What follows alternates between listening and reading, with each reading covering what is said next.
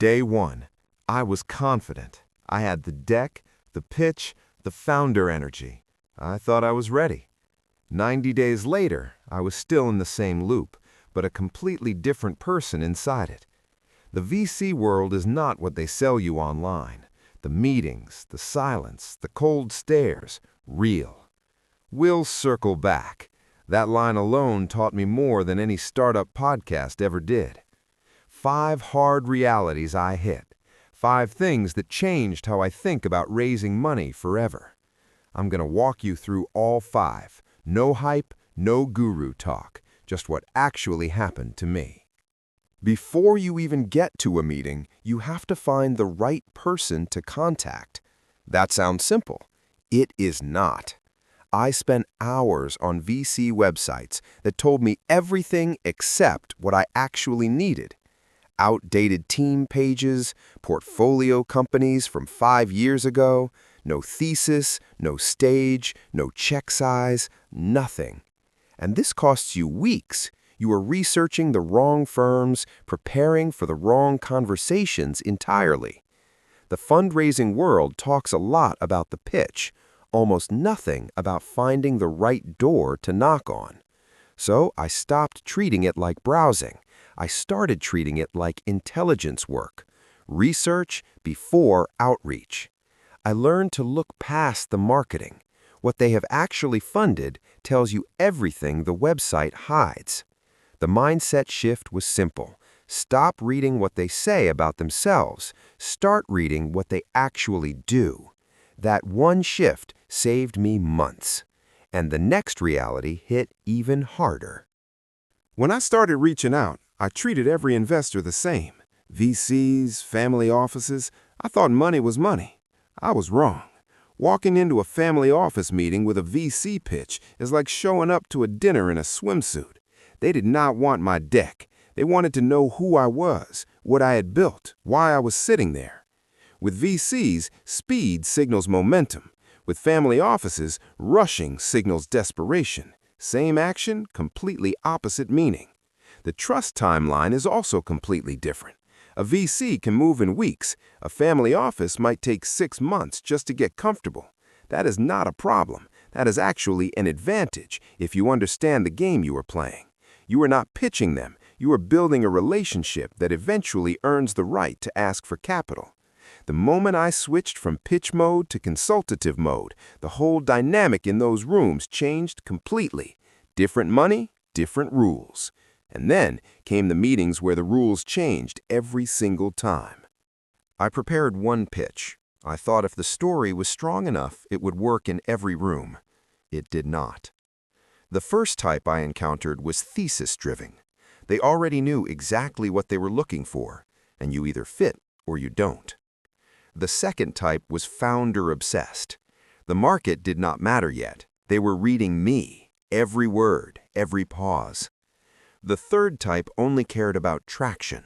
No revenue, no users, no conversation. They checked out in the first 2 minutes. 3 different rooms, 3 completely different games, and I only figured out which one I was in after I had already lost. The fix was not a better pitch, it was better pre-meeting research, finding the mode before walking through the door. Their past investments, their public interviews, the questions they ask other founders, all of it tells you the mode they are in. When I started walking in with the right frame for the right investor, my hit rate on second meetings changed completely. Know the room before you enter it. And then there was the question of getting into the room at all. Everyone told me cold outreach to investors was dead. Do not waste your time. You need a warm intro. I ignored that advice. My first attempts were terrible. Same template, copy-pasted to everyone, generic subject line, generic body. Complete silence back.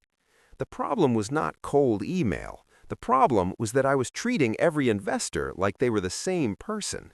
So I changed the mindset completely. Each email became a research exercise first and a writing exercise second. I used AI agents to help me customize the subject, the social proof angle, the single ask for each specific investor. Not a template with a name swapped in, a genuinely different email built around what that specific person actually cares about. And some of them actually replied. Not all, but enough to prove that the channel itself was never the problem.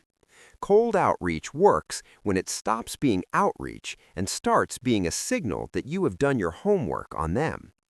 Getting in the room was one battle. What happened inside it was another one entirely.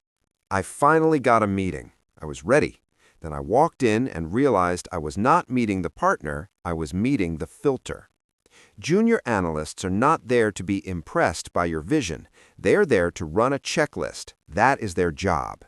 Team, market, differentiation, stage. Those 4 things are what they are scoring you on, whether they tell you or not. My first instinct was to skip past them, to try and get directly to the partner. That was the wrong move completely. The analyst is not your obstacle. The analyst is your first investor. Treat them like one, and the door opens. Because what they write in their notes after you leave, that is what the partner reads before they ever meet you. One thing I did that changed everything, I made the analyst look good. I gave them something worth writing down.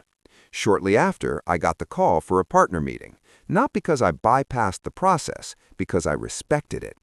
5 realities, 90 days, and 1 founder who came out the other side, seeing the game differently.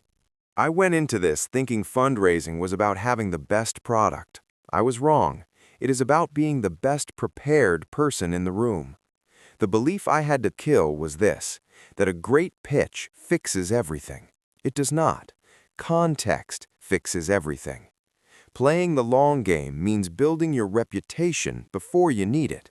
Every meeting is a deposit, not a transaction.